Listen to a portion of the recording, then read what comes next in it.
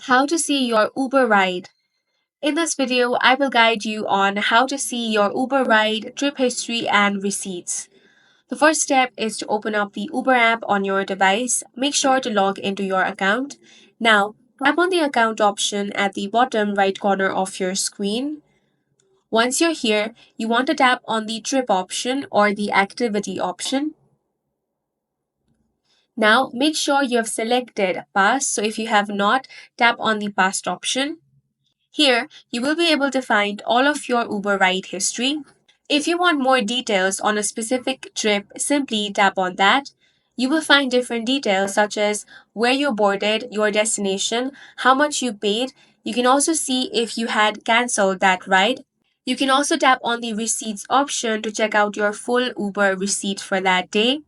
You can also view other information such as how you paid for your trip and even download the receipt in PDF format.